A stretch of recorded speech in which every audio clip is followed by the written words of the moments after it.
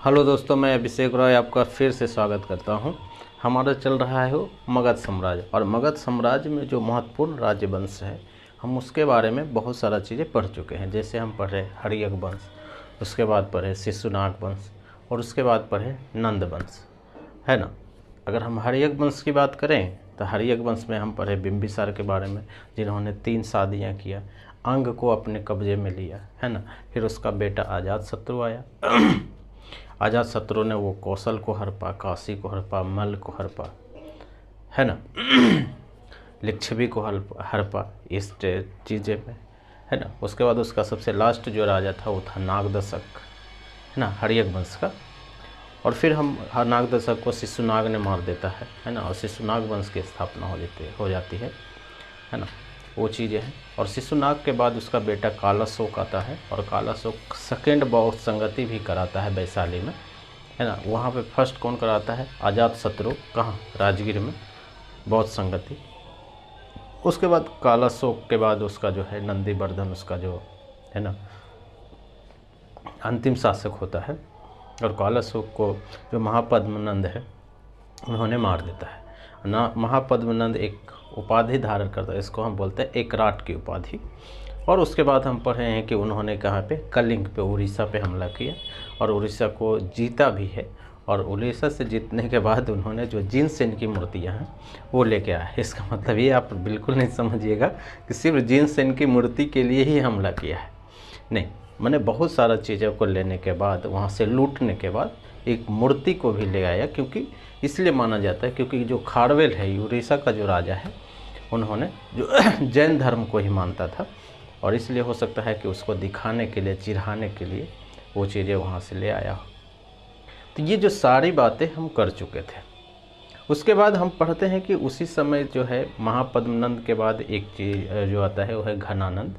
और घनानंद के टाइम में ही क्या हुआ है कि कुछ विदेशी आक्रमण हुआ है, जैसे सिकंदर के बारे में, है ना। क्योंकि घनानंद जो नंद वंश के बाद हम पढ़ेंगे मौर्य वंश, है ना। तो इसलिए इसका नाम बोला जाता है कि मौर्यपुर विदेशी आक्रमण, यानी मौर्य से पहले जो विदेशी आक्रमण हुआ है हम उसके बारे में बात करेंगे। तो आज हम बात करेंगे मौर्यपुर विदेशी आक्रमण,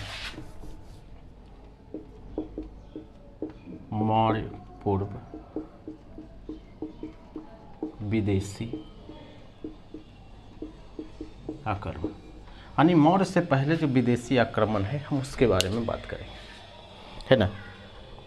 तो आप थोड़ा सा मैप से समझिए। मैप तो मुझे बनाने में भी दिक्कत होता है, लेकिन हम कोशिश कर सकते हैं।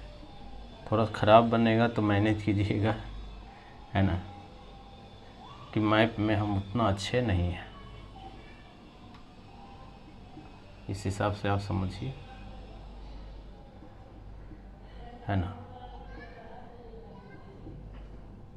ये है, इधर से हमको मतलब ज़्यादा नहीं है। अगर हम बात करें कि मगध, मान लेते हैं कि मगध यहाँ है, कहाँ पे है?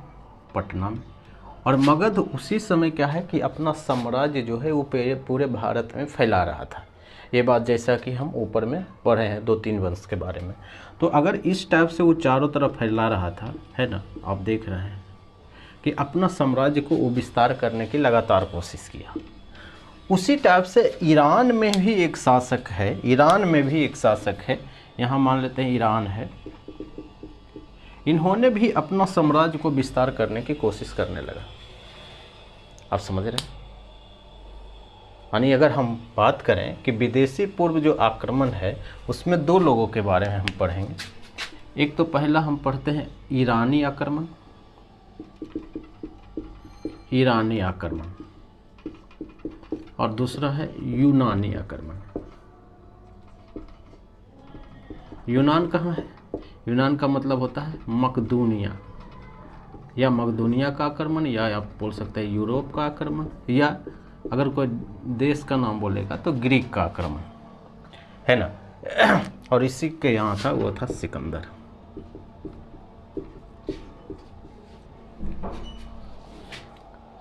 ये दोनों हुआ मौर्यपुर विदेशी आक्रमण। लेकिन यदि हम बात करें कि सबसे पहला आक्रमण किसने किया है, तो ईरानी ने किया है, मौर्यपुर विदेशी आक्रमण। हम उसी के बारे में पढ़ रहे हैं। कि जिस टाइप से मगध ने अपना साम्राज्य को विस्तार कर रहा था, उसी टाइप से ईरान के जो राजा हैं, ईरान के जो शासक हैं, है ना, उन्होंने भी अपना जो आक्रमण है, जो अपना जो है साम्राज्य है, वो विस्तार करने की कोशिश किया। तो अगर आप सोचिए कि अगर भारत में आपको आक्रमण करना है तो आप कैसे आक्रमण करेंगे, है ना, थोड़ा सा आपको सोचना होगा। और सोचने का मतलब हम ये कर रहे हैं कि भारत के बारे में आपको पता होना चाहिए कि भारत के आसपास क्या चीज़ें हैं, है ना। इसीलिए हम बार बार बोलते हैं कि आपके पास मैप होना ज़रूरी है। और यहाँ एक बार हम फिर बोल रहे हैं, और पूरा एंशिएंट हिस्ट्री में हम बोलते रहेंगे कि आपके पास मैप होना चाहिए। आप समझ रहे हैं कि मैप का जो इम्पोर्टेंस है, यानी ज्योग्राफी का इम्पोर्टेंस है, वो कितना ज़रूरी है हिस्ट्री पढ़ने में। ये बात आपको हमेशा परेशान करेगा। इसलिए मुझसे एकदम होता है ना, विनती है कि आपके पास मैप होना चाहिए, कम से कम भारत का मैप तो होना ही चाहिए, ठीक है। और उसके बारे में आपको बेसिक इन्फॉर्मेशन हो जाना चाहिए, ठीक है। अगर आप देखेंगे कि ये जो एरिया है वो एरिया है अरब सागर का, यानी पानी है ना, अरब सागर। और ये कौन सा एरिया है, ये है बंगाल की खाड़ी, नहीं। और अगर हम ऊपर की बात करेंगे तो इधर ये नेपाल है, सॉरी इधर ये हिमालय है, नहीं, ये चीज़ें हैं। तो आप सोच के देखिए कि अगर भारत में कोई आक्रमण करेगा तो कहाँ से आक्रमण करेगा, क्योंकि ये तो पानी है, पानी के रास्ते से आना थोड़ा सा मुश्किल है ना, क्योंकि उस समय जो पानी का जहाज है, पानी से जो ट्रांसपोर्ट है वो बहुत कम होता था। तो ये एरिया जो है, खास करके ये जो है उत्तर पश्चिम वाला जो एरिया है भारत का, ये वाला एरिया, ये एरिया जहाँ पर हम दो महाजनपद की बात किए थे, एक का नाम था कम्बोज और दूसरा था गंधार, दो महाजनपद। तो यही एरिया में है, कम्बोज और गंधार पाकिस्तान में आता है, कि भारत से बाहर यही दो था। ये सब चीज़ें आपको पता होते रहना चाहिए, आपको ये नहीं लगे कि कहाँ से आ गया। हम कोई भी बातें एक्स्ट्रा नहीं बोलेंगे जो हम पहले किए हुए नहीं हैं। अगर हम नया बोलेंगे तो हम उस पे बारे में बात करेंगे यहाँ पे। खैर, तो यहाँ से क्या होता है कि ये जो ईरान का जो शासक है यहाँ पे हमला करता है। ये चीज़ें हैं कहाँ पे, जो उत्तर पश्चिमी वाला जो इलाका है उसमें। आप समझ रहे हैं, हम ये कहने की कोशिश कर रहे हैं कि जैसे मगध ने अपने साम्राज्य को फैला रहा था, जो सेनाएं जीत रही थी, उसी टाइप से जो है ईरान वाले भी जीत रहे थे। ईरान से चल के कहाँ आएंगे, अफ़गानिस्तान, और अफ़गानिस्तान के बाद क्या, पाकिस्तान, और पाकिस्तान के बाद, क्योंकि ये पाकिस्तान में ही पड़ता है गंधार और कम्बोज, है ना, इसलिए जो इस एरिया में इन्होंने ये चीज़ें किया है। क्लियर है, कोई कन्फ्यूजन नहीं है। और ये कर क्यों रहे हैं, सवाल ये भी उठता है। कर इसलिए रहे हैं क्योंकि आप देखे होंगे कि यहाँ से एक नदी निकलती है जिसका नाम है, कौन सा नदी, सिंधु नदी, सिंधु और उसकी सहायक नदी। और जब सिंधु और सहायक नदी, यहाँ से एक चीज़ और आपको समझना है, सिंधु एंड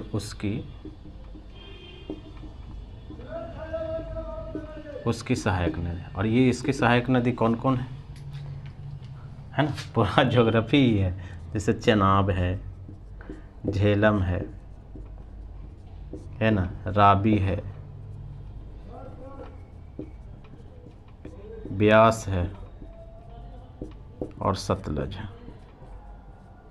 ये सिंधु है और सिंधु की सहायक नदी। खासकर ये तो तीनों नहीं, जो ऊपर वाला जो एरिया है उसका जो बहाव है वो ये जो छः वो है, कहीं ना कहीं सिंधु मेन नदी है, सिंधु में मिल जाती है अलग अलग जगह पे।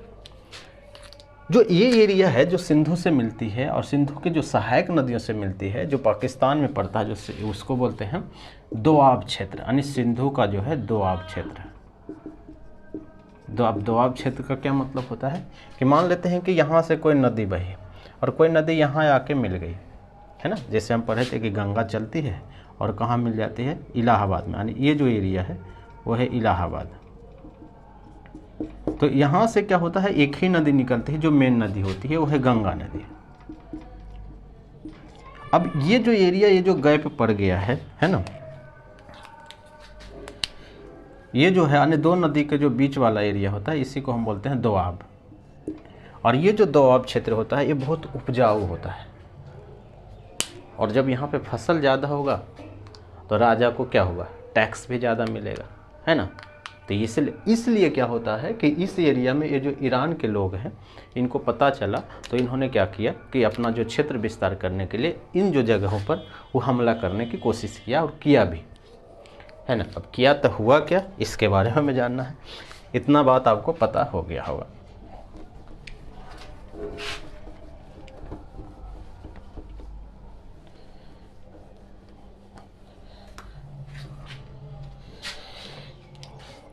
अब ईरान वंश, ईरान में एक वंश है जिसका नाम है हखमनी वंश। कौन सा वंश है, हखमनी वंश। ये है यानी ईरान का जो वंश है वो है हखमनी वंश। और हखमनी वंश के जो संस्थापक है ये से पूछता है वो क्या है, क्या नाम है इसका, साइरस द्वितीय। यानी ये सवाल पूछेगा कि अगर भारत पर कोई सबसे पहला आक्रमण किया है तो पहला तो यही है, सॉरी मौर्यपुर अगर पहला आक्रमण है तो कौन सा आक्रमण है, वो है हखमनी वंश। और इसका जो संस्थापक है वो साइरस द्वितीय ने किया है। बात समझ में आ रहा है आपको, है ना। साइरस द्वितीय, यानी साइरस द्वितीय क्या किया है, ये कि मान लेते हैं कि ये ईरान है और ये इंडिया है ना। और ये क्या किया, हमला किया है पहला। अब क्या जीता है, और ये हमला कहाँ किया है, इसी एरिया में।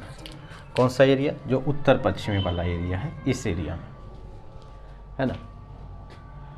तो जब इस एरिया में है तो इंटरेस्टेड बात यह है कि सफल नहीं हो पाया है। यानी अगर पहली बार जब कोई भी हमला किया है वो सफल नहीं हुआ है, यहाँ ईरान भी नहीं हुआ है सफल। क्लियर है। अगर हम बात करें कि भारत पर जो पहला सफल आक्रमण है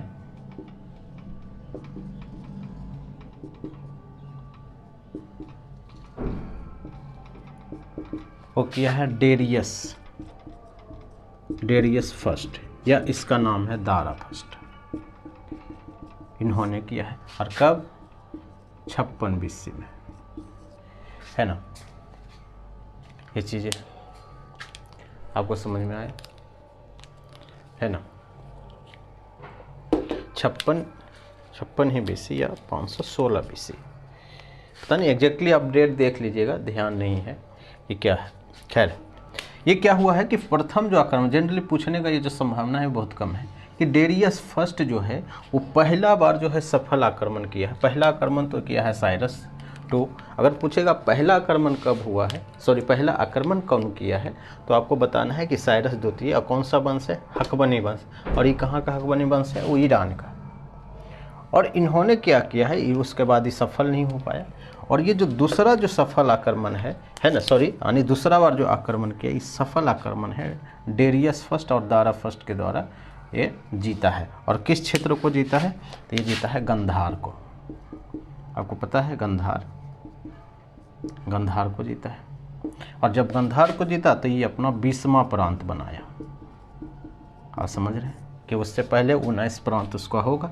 कहाँ से, आप ईरान से चलेंगे तो अफ़गानिस्तान आता है, अफ़गानिस्तान के बाद पाकिस्तान आता है, पाकिस्तान के बाद इंडिया आता है ना। अगर इधर से आप चलेंगे तो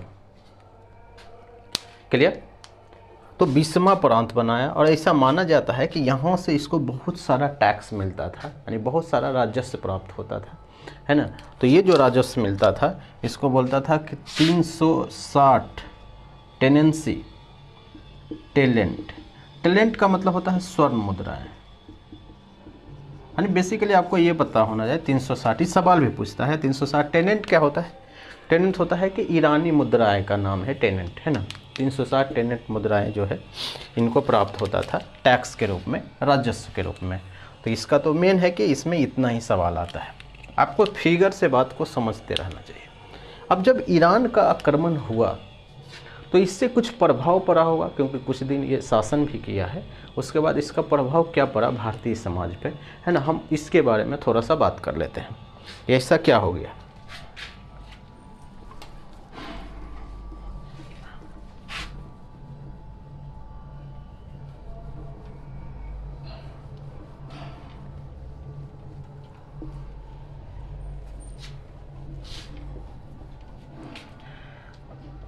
सबसे पहला जो प्रभाव पड़ा है वो पड़ा है ईरानी लिपि का, यानी प्रभाव, इफेक्ट, है ना। जब दो लोग आपस में मिलते हैं, चाहे किसी भी वजह से मिले, तो उसने कुछ ना कुछ प्रभाव छोड़ के जाता है। ऐसे भी अगर आप किसी से मिलते होंगे, कुछ दिन के बाद बातचीत भी होता है, तो आप समझ जाते हैं कि इसमें क्या चीज़ें अच्छा है और क्या चीज़ें बुरा है। जो चीज़ें अच्छा है आपके दिमाग में वो चीज़ें आता है कि नहीं, इसमें ये बात अच्छा है, ये चीज़ें अच्छे तरीके से करता है, तो वो चीज़ें क्या होता है, सीखता है। और सेम वही बात है, वो आपसे भी वही सीख रहा है ना। जो अच्छा है बुरा है उस हिसाब से, है ना। तो क्या होता है कि जो ये जो संस्कृति का आदान प्रदान होता है, चाहे किसी के लेकर बातें हो, है ना, तो वो चीज़ें, उसी चीज़ें का जो होता है वो प्रभाव पड़ता है। तो उसका जो ईरान का प्रभाव भारत पर क्या पड़ा और भारत का प्रभाव ईरान के ऊपर क्यों पड़ा, वो तो ईरान वाले पढ़ते होंगे, है ना। लेकिन ईरान का प्रभाव भारत पर क्या पड़ा है, ये हमको पढ़ना है ना, वही चीज़ पढ़ते हैं। सबसे पहला तो है, एक है ईरानी लिपि।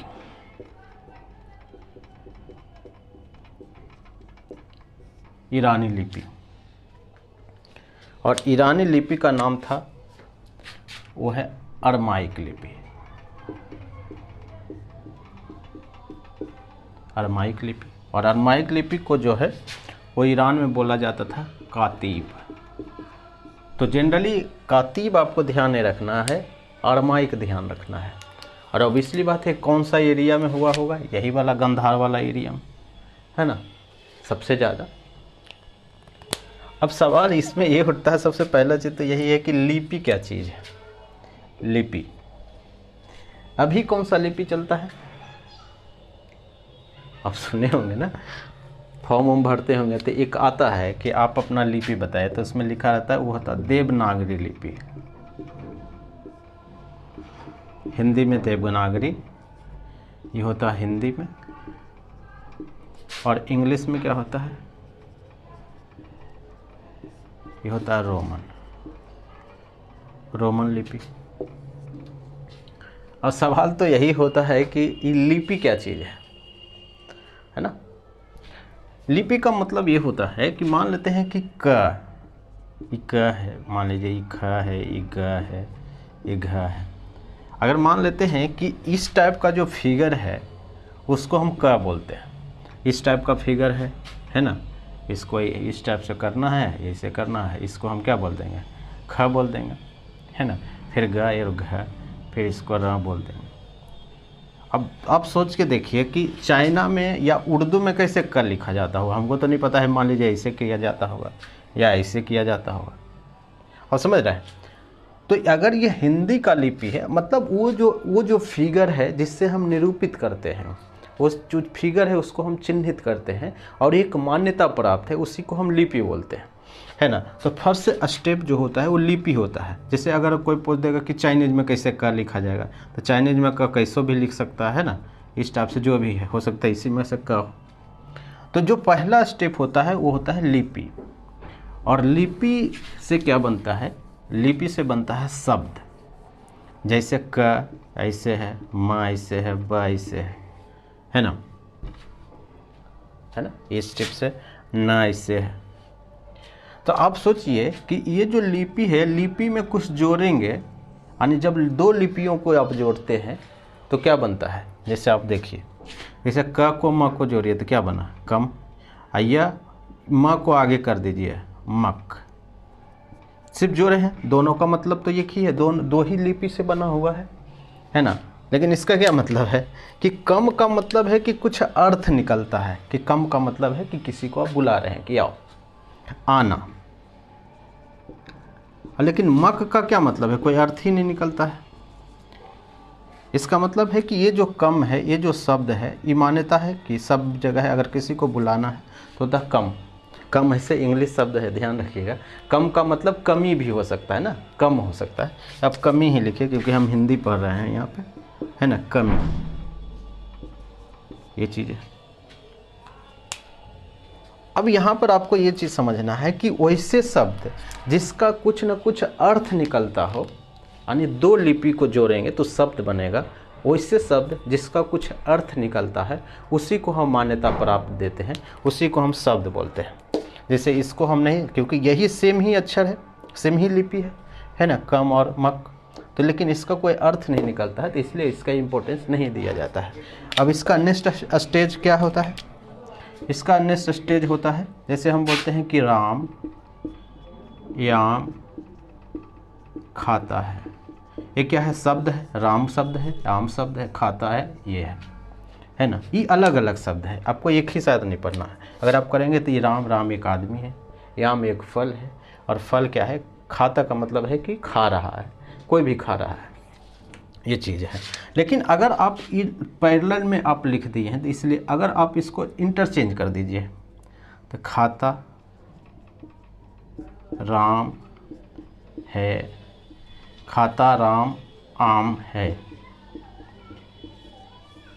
ना।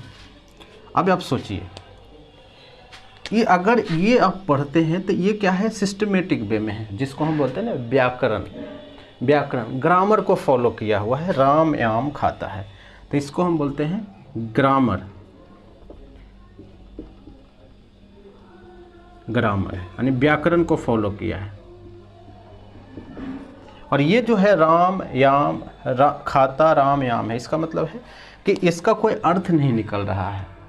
तो हम लोग किसको फॉलो करते हैं कि शब्द वही है, शब्द यही, शब्द यही है, 4 अक्षर इसमें भी, 4 अक्षर इसमें भी है, इसमें भी राम है, इसमें भी आम है, इसमें खाता है, सेम वही चीज़ है। लेकिन हम उसको वैल्यू देते हैं कि जो व्याकरण को फॉलो किया है, जिसका कुछ अर्थ निकलता है कि राम आम कौन खा रहा है? तो राम खा रहा है। राम क्या खा रहा है? आम खा रहा है। राम क्या कर रहा है? खा रहा है ना। लेकिन इसका कोई अक्षर नहीं निकलता, इसलिए हम इसको मान नहीं देते हैं। क्लियर है? तो ये होता है, इसी को हम बोलते हैं वाक्य। यानी वाक्य किसको बोलेंगे कि वैसे शब्द का जो समूह है, जो क्या है? व्याकरणी या ग्रामर को फॉलो किया हुआ है ना, कि कौन चीज़ें कहाँ पे आएगा। तो ये तो हो गया लिपि। तो अब हम बात करेंगे वो है रोमन लिपि का। रोमन लिपि में आप देखे होंगे कि इस टाइप से लिखा था, ABCD, और इसमें कैपिटल में क्या होता है? ABC और D, है ना, इस टाइप से लिखा जाता है। और इसमें एक तो अंक भी होता है, जैसे 1 2 को आप ऐसे लिखते हैं, है ना, 3 को आप ऐसे लिखते हैं, ये रोमन में, 4 5, है ना। तो इस टाइप से ये रोमन भाषा में है ना। तो लिपि का मतलब वही होता है कि जो शब्द है उसका पहला स्टेज है, उसको हम लिपि बोलते हैं। क्लियर है ना। तो उसी टाइप से यहाँ पे जो लिपि आया वो है अरमाइक लिपि, और अरमाइक लिपि ही आगे जाके क्या बना है? खरोष्टी लिपि। कौन सा लिपि? यानी अरमाइक लिपि ही जब आगे बढ़ा तो वो होता है खरोष्टी लिपि। खरोष्टी लिपि, खरोष्टी लिपि, है ना। आप नाम सुने होंगे। एक और लिपि का चीज़ है, वो है ब्राह्मणी लिपि। ब्राह्मणी लिपि, है ना। ब्राह्मणी ही हो सकता है कि आगे जाकर देवनागरी बन गया। तो ये जो लिपि है धीरे धीरे उसका विकास होते रहता है, जो चीज़ें हम पढ़े हैं है। तो ये जो खरोष्टी लिपि जो लिखा जाता है, जनरली आप देखेंगे कि जो देवनागरी लिखा जाता है, आप भी लिखते होंगे कि यहाँ से लाइन शुरू हुआ और यहाँ तक मान लीजिए पूरा हो गया, फिर हम यहाँ से लिखते हैं बात को क्लियर, फिर यहाँ हुआ, फिर ऐसे करके, है ना। तो इसको हम बोलते हैं ब्राह्मणी लिपि। यानी इसका मतलब क्या है कि बाएँ से दाएँ, यही हुआ ना, बाएँ से दाएँ, ये इस टाइप से लिखते हैं। देवनागरी भी इसी टाइप से लिखते हैं। लेकिन खरोष्टी लिपि आप देखेंगे कि इस टाइप से लिखाता है, उल्टा लिखाता है। यानी इसको हम बोलते हैं दाएं से बाएं। ये सवाल भी आता है, आपको ऐसे ही नहीं बता रहे हैं, ध्यान रखिएगा कि ये जो लिपि है खरोष्टी लिपि वो इस टाइप से होता है, फिर जैसे ख़त्म हुआ फिर यहाँ शुरू हुआ, यानी उल्टा। यानी इसका जो उल्टा शुरू होता है उसी को हम बोलते हैं कौन सा लिपि? होता है खरोष्टी लिपि, है ना। क्लियर? और खरोष्टी लिपि ऑब्वियसली बात कहाँ मिलेगा? इस एरिया में मिलेगा, या अरमाइक लिपि भी कहाँ मिलेगा? इसी एरिया में मिलेगा।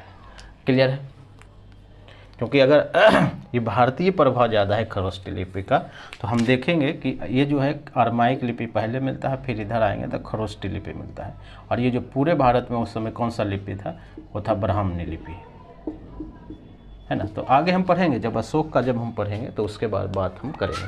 लेकिन खैर यहाँ से सिर्फ हमें समझना है कि जो ईरान का जो प्रभाव है वो अरमाइक लिपि का हुआ है, और अरमाइक लिपि ही आगे जाके कौन सा लिपि बन गया है? वो है खरोष्टी लिपि। ठीक है, बस इतना ही है।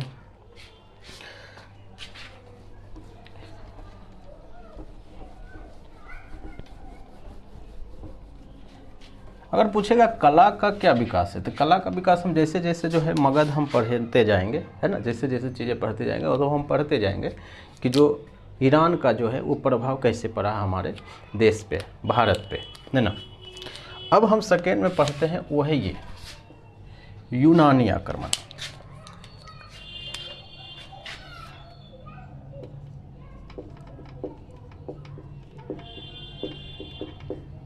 यूनानी, या इसी को आप बोल सकते हैं मकदूनिया,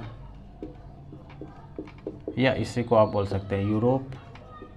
और यूरोप में अगर कौन सा जगह के पूछे तो आपको बोलना है ग्रीक। ये है ग्रीक एक देश है, अगर आपको नहीं समझ में आया तो आप गूगल कीजिए, है ना, और जहाँ पे है और उस जो एरिया है उसको समझ लीजिए कि ग्रीक है। उसके बाद क्या है, भूमध्य रेखा है, कैसे करके वो आया होगा ग्रीक से, है ना। काला सागर है, आपको वहीं पे रसिया यूक्रेन वगैरह आसपास में दिखता है। ये सब सारा बातें आपको गूगल से ही पता चलेगा, या ये बोले कि मैप से ही पता चलेगा। खैर ये है, ये जो यूनानी है, यूनान या मकदूनिया, यहाँ का राजा उस समय जो था उसका नाम है फिलिप। फिलिप है, और फिलिप का जो बेटा है वो है सिकंदर। यानी मकदूनिया का राजा उस समय कौन था, वो था फिलिप। और फिलिप की जो मृत्यु होती है, फिलिप की मृत्यु बहुत जल्द ही हो जाती है, और उसी समय जो है सिकंदर राजा बनता है। उसका एज उस समय था 20 वर्ष। क्लियर है, यानी 20 वर्ष के जो एज में ही ये राजा बन जाता है। गरम खून है, अंग खून है ना, तो पूरा चीज़ें जो है। और उस समय यही उसी समय ये चाहता है कि हम विश्व विजेता बनेंगे, विश्व विजेता। और इस समय उसका जो गुरु है वो है अरस्तु। आप नाम सुने होंगे अरस्तु का, अरस्तु, सुकरात, है ना, उस टाइम के लोग हैं ये।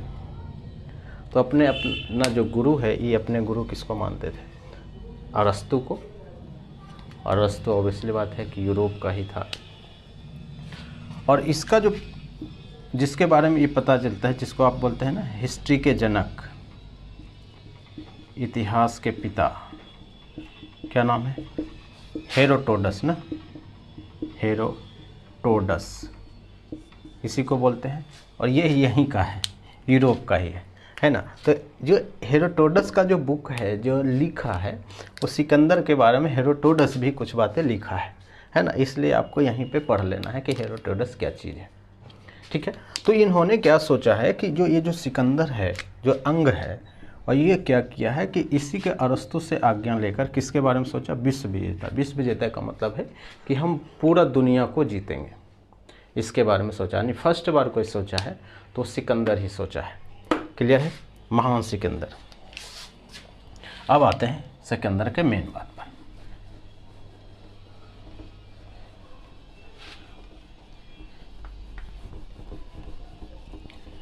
अब ये चला है कहाँ से, ये चला है यूरोप से, ग्रीक से। ये ग्रीक है, ये ग्रीक है, ठीक है, ग्रीक से चला है। और ग्रीक से क्या हुआ है कि जीतते हुए आ रहा है। ग्रीक से आप देखेंगे तो कहाँ चलेगा, तुर्की, ये तुर्की है। टर्की के बाद किसको जीतेगा, है ना। आपको ध्यान रखना, मैप इसीलिए हम बोलते हैं कि मैप आपको ध्यान होना चाहिए। उसके बाद आता है इराक, फिर आता है ईरान, जो ईरानी जो आक्रमण है ये है। और ईरान के बाद क्या आता है, अफ़गानिस्तान। अफ़गानिस्तान के बाद है ये पाकिस्तान और भारत वाला जो एरिया है ना। ये आप सोच सकते हैं कि ये पाकिस्तान है और भारत है। इसको जीतते हुए आ रहा है कौन, सिकंदर।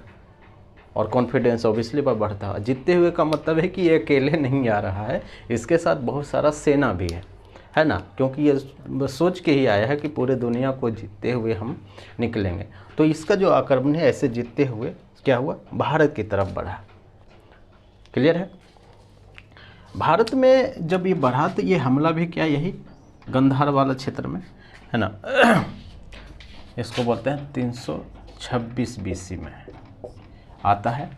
और 326 ईस्वी में दो वहाँ राज्य है, एक का नाम है तक्षशिला, है ना। तक्षशिला को कौन है,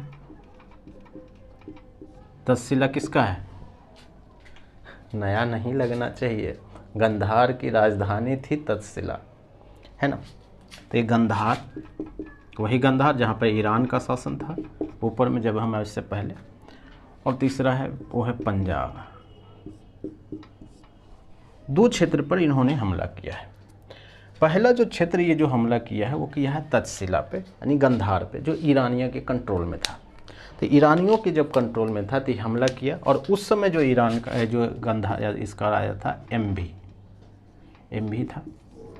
और एम्भी ने क्या किया, सिकंदर के सामने आत्मसमर्पण कर दिया। आत्मसमर्पण कर दिया।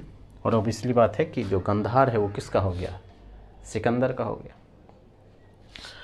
एम्भी से ये भी बोला कि आप जो यहाँ का लोकल जो नहीं होता है, लोकल एडमिनिस्ट्रेशन, यानी लोकल चीज़ों के बारे में आप हमें बताइए, सपोर्ट कीजिए, नहीं, ताकि हमको जीतने में जो है आसानी हो।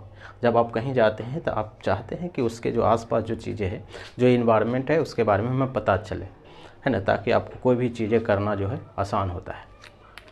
जैसे अगर आप सोचें कि अगर भारतीय सेना है और कहीं पे किसी को हमला करना है तो वहाँ का जो लोकल पुलिस होता है ना, उससे वो कंसल्ट करता है, वो इन्फॉर्मेशन लेता है कि क्या चीज़ें कर सकते हैं, यहाँ से क्या क्या दिक्कत आ सकती है ना, ट्रबल। तो ये चीज़ है, इसीलिए एम्भी को वो किया। जब पंजाब है, पंजाब का उस समय राजा था, वो था पोरस, जिसका नाम ही है राजा पोरस, है ना। पोरस, या इसको हम बोल सकते हैं पुरु है ना। अब इसलिए बात है कि इससे युद्ध हुआ, किसका? पोरस का। किससे? बरसे सिकंदर। और यहाँ पे एक नदी था, उसका नाम है चेनाब नदी, यानी चेनाब और झेलम के बीच हुआ है ना। चेनाब और झेलम के बीच में ही युद्ध हुआ। आप देखेंगे मैप में सारा चीज़ें हैं, आपको रटना एक भी चीज़ नहीं है, बार बार यही बात बोल रहे हैं। तो ये चीज़ें हैं, चेनाब और झेलम के बीच में युद्ध हुआ है, लेकिन जो चीज़ें सबसे ज़्यादा फेमस हुआ वो है चेनाब नदी, है ना। तो इसलिए जब आप पढ़ेंगे कि सॉरी, चेनाब नहीं, झेलम, इसलिए माना जाता है यह है झेलम का युद्ध, झेलम का युद्ध। और झेलम को ही यूनान में बोला जाता है हाइडेस्पीच, हाइडेस्पीच, यानी झेलम नदी को ही क्या बोला जाता है? कौन सा नदी है? चेनाब और झेलम नदी है। और ये जो नदी है, ये झेलम की नदी में युद्ध हुआ किसके बीच? पोरस और सिकंदर के बीच। और बहुत ज़बरदस्त युद्ध हुआ, यानी जितना सिकंदर सोचा भी नहीं था उससे ज़्यादा ये निकला पोरस या पोरस की सेना ने, है ना। फाइनली क्या हुआ कि ये जीत गया। जीता तो सिकंदर ही, ये जीता। लेकिन ये पोरस से इतना प्रभावित हुआ कि ऐसा माना जाता है कि इन्होंने कि जो इसका जो एरिया है पंजाब, वो बोला नहीं, हमको नहीं चाहिए, आप बहुत ताकतवर हैं। इतना प्रभावित हुआ, वो बोला कि हम आपका ये नहीं लेंगे, आप हमको बदले में आप हमें यहाँ का जो सपोर्ट है, जो लोकल सपोर्ट है वो प्रोवाइड करवाइए, ताकि हम आगे जो भी हम जीतेंगे उसमें हमें हेल्प मिले। क्लियर है? तो कुल मिलाकर ये झेलम को क्रॉस करते हुए जो सिकंदर की सेना है वो आती है रावी नदी के तट पर, यानी बढ़ती है। बढ़ती है का मतलब क्या है कि मान लेते हैं कि यहाँ से ये बढ़ा और यहाँ से होते हुए इस एरिया में पहुँच गया। कौन से? चेनाब, है ना, सिंधु पहले कौन सा आता था? सिंधु है ना, फिर चेनाब है, फिर झेलम है, और उसके बाद आता है रावी, है ना। तो इस एरिया तक तो इसकी सेना पहुंच गई थी, है ना, यानी रावी तक ये जो है। यहाँ से जो इसकी जो सेना है वो बढ़ने से इनकार कर दिया, यानी कि ये जो रावी नदी है वहाँ से इसकी सेना, किसकी सेना? सिकंदर की सेना। ये है रावी नदी, यानी रावी नदी से क्या हुआ है? बढ़ने से क्या किया? इनकार कर दिया, बढ़ने से इनकार कर दिया। अब ये सवाल पूछता है कि रावी नदी से बढ़ने से क्यों इनकार कर दिया, है ना।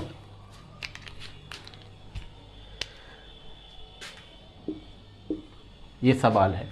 तो पहला माना जाता है, ये बोलते हैं कि कॉन्फिडेंस डाउन हो गया था। कॉन्फिडेंस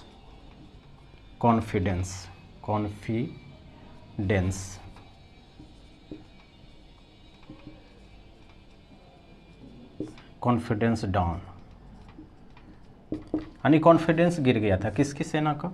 सिकंदर की सेना के। क्योंकि इनका मानना है कि जब इतने बड़ा क्षेत्र में जो ये जो पंजाब है, हमको लड़ने के लिए इतना छक्के छुड़ा दिया, हारते हारते बचे हैं, है ना, तो आगे और क्या मिलेगा, है ना। समझिए कि डेमो में ही ये स्थिति कर दिया। इसलिए आगे तो मगध के बारे में उस समय नाम था, घनानंद के बारे में, महापद्मनंद के बारे में बहुत बड़ा नाम था। तो उसको लगा कि जब इसकी ये स्थिति है तो हमें ये जो महापद्मनंद है, या उस समय क्योंकि घनानंद था मगध में, है ना, मगध में कौन शासक था इस समय? घनानंद, है ना। तो ये जो है ये तो हमारा और हालत ख़राब कर देगा। और वही जो घनानंद का जो है, एक तो कॉन्फिडेंस डाउन हो गया, और ऐसा माना जाता है कि ये थक भी चुके थे। थक कैसे चुके थे कि आपको पता है कि तुर्की से ये क्या हुआ है कि लड़ते हुए आ रहे हैं लगातार। ऐसा माना जाता है 10-12 साल से ये युद्ध ही करते आ रहे हैं, यानी 10 वर्षों से। यानी आप सोचिए कि कोई आदमी लगातार 10 वर्ष तक लड़ते रहे तो हालत क्या होगा, है ना। ये चीज़ें हैं। तीसरा माना जाता है कि इनको इतना दिन ही हो गया था 10-12 साल, तो इसके फैमिली का भी याद आने लगा। ये चीज़ें हैं, है ना। तो एक तो ये है। तीसरा चीज़ है मानता है, ये चौथा है कि जो इन्वायरमेंट है, पर्यावरण, जलवायु इसको आप बोल सकते हैं, यानी जलवायु ऐसा है। जलवायु का मतलब है कि जो इंडिया का जो जलवायु है थोड़ा सा गर्म है, उष्णकटिबंधीय जलवायु है ना। और जो यूरोप की जलवायु है थोड़ी ठंडी है। तो यहाँ पर जो है इनको सर्वाइव करने में जो है वो दिक्कत आ रही थी। तो एक तो ये कारण है, और सबसे महत्वपूर्ण कारण है कि ये चीज़ को सबसे लास्ट में बोलते हैं, क्योंकि यहाँ से भी है रावी नदी से ही, रावी नदी को जैसे ही आप पार करेंगे घनानंद की साम्राज्य स्थापित होता है, यानी घनानंद का जो साम्राज्य है वो शुरू होता था। यानी रावी नदी से बढ़ने का मतलब ये होता है कि घनानंद को चुनौती देना। बेसिकली आप ये बोल सकते हैं इस वजह से भी नहीं है क्योंकि ये डर गया था, है ना। ये चीज़ें हैं। तो फाइनली यहीं पे रोका, और ये सिकंदर ने बहुत कॉन्फिडेंस दिया कि नहीं चलो कोई दिक्कत नहीं है ना। बहुत बताया, जो लीडरशिप क्वालिटी होती है सिकंदर के पास बहुत ज़बरदस्त था, है ना। लेकिन वो कितनों भी किया, उस वजह से आप जो वजह बता रहे हैं, इस वजह से वो सिकंदर की जो सेना है वो आगे नहीं बढ़ पाई, है ना। तो वहीं पे ये क्या हुआ, वहीं पे कुछ चीज़ें ये किया है, उसके बारे में आपको समझना है। फिर ये क्या किया है कि सिकंदर उसका वेट करते हुए लगभग 19 महीने जो है वो यहाँ पे रहा, 19 माह भारत में। और उसी चक्कर में कि हम जो है वो अपना जो सेना है उसका कॉन्फिडेंस बना सके। लेकिन फाइनली कॉन्फिडेंस 19 माह में, साल नहीं 19 माह में भी ये नहीं बना पाया, है ना। फिर ये क्या है, वहाँ से वापस लौट गया। कहाँ? उधर ही यूनान की तरफ है।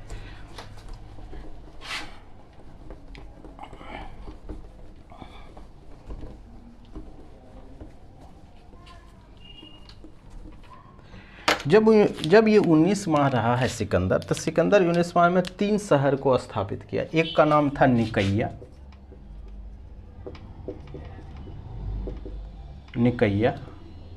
दूसरा का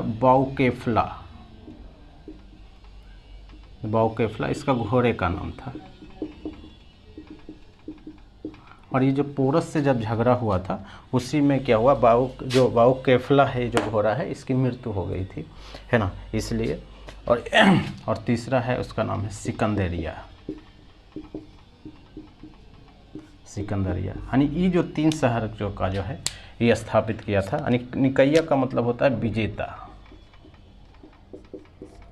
इस 3 शहर को वो स्थापित करके क्या हुआ कि वो गया। क्लियर है? ये है। लेकिन जब वो वापस जा रहा था, तो जब ये वापस जा रहा था तो उन्होंने क्या किया है, ये चीज़ें हो गया है। तो जब वापस जा रहा था तो वापस जाने में ये 2 मार्ग को चुना, एक जल मार्ग और स्थल मार्ग, ने 2 रास्ते से गया, एक ही साथ नहीं गया, है ना, जल मार्ग और स्थल मार्ग।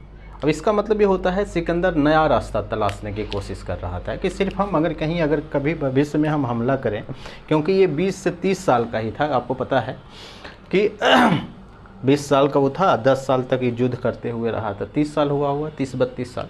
तो वो सोचा कि अगर कभी भविष्य में हमें करना होगा तो हमें कुछ और रास्ता तलाश लेना चाहिए, है ना। तो इसलिए उन्होंने 2 मार्ग को, एक जल मार्ग को भी और स्थल मार्ग तो इसको पता ही हो गया। तो जो स्थल मार्ग से गया वापस, तो वो तो सिकंदर खुद गया, है ना। और जल मार्ग से गया इसका जो सेनापति था निर्याकस, इसका क्या नाम है, निर्याकस, यानी कुछ लोगों के साथ जो है जल के रास्ते से ये क्या किया, वापस चला गया। अब वापस जाते हुए कहाँ गया, ऐसे जब है ना वापस, और जब ये वापस जा रहा था तो इसका पास जो ये जो साम्राज्य है ना, ये जो साम्राज्य है और ये जो अपना जो इसका जो साम्राज्य में इसका जो सेनापति था, इसका नाम है सेल्यूकस निकेटर,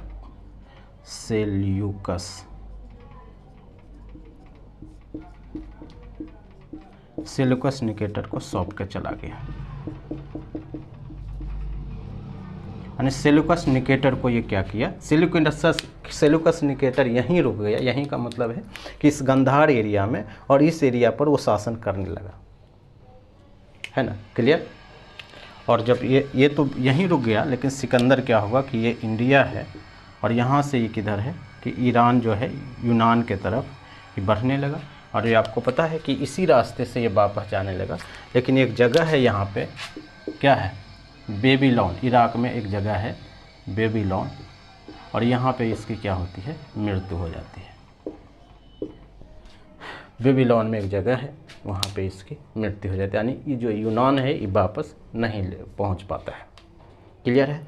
और जो भारत की अगर बात करेंगे तो यहाँ पर किसका अभी राज्य था, वो है सेल्यूकस निकेटर का। और मगध में उस समय किसका साम्राज्य है, वो है घनानंद का, यानी नंद वंश का, क्लियर है। यहाँ तक कोई कन्फ्यूजन तो नहीं होना चाहिए, है ना। वही है पंजाब का जो क्षेत्र है और जो तक्षशिला वाला जो क्षेत्र है, जो हमने पहले भी बात की है, ये चीज़ें हैं। तो अभी राजा है सेल्यूकस निकेटर।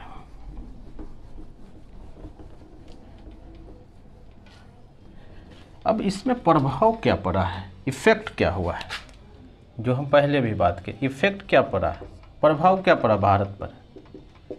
भारत में एक कला विकसित हुआ है जिसका नाम है गंधार कला, गंधार कला, है ना।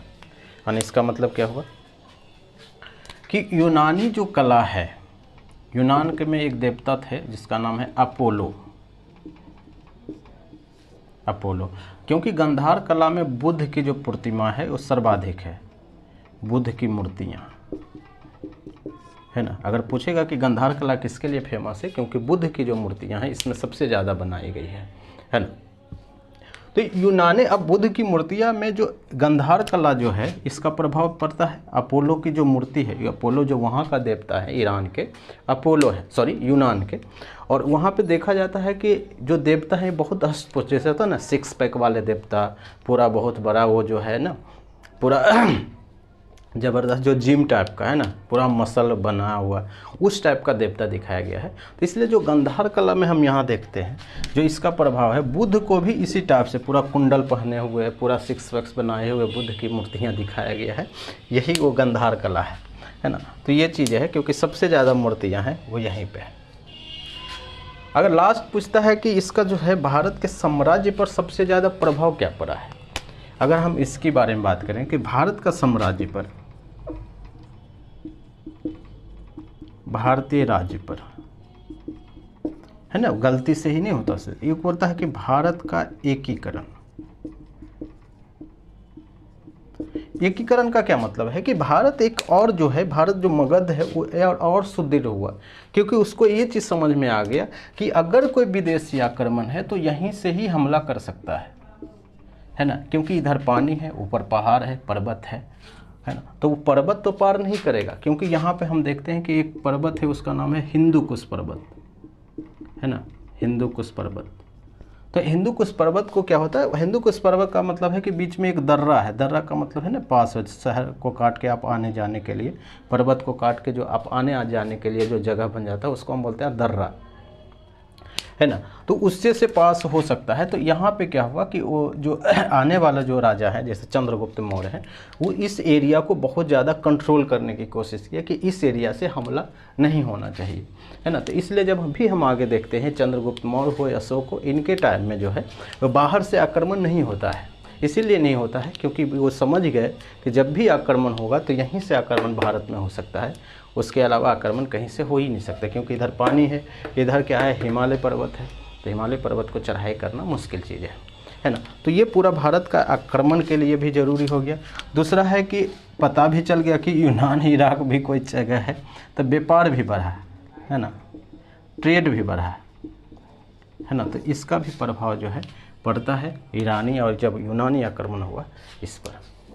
तो ये पूरा है मौर्यपुर विदेशी आक्रमण, है ना। आगे जब हम पढ़ेंगे वो पढ़ेंगे मौर्य वंश या मौर्य वंश की स्थापना कैसे हुई है। क्लियर है? Thank you.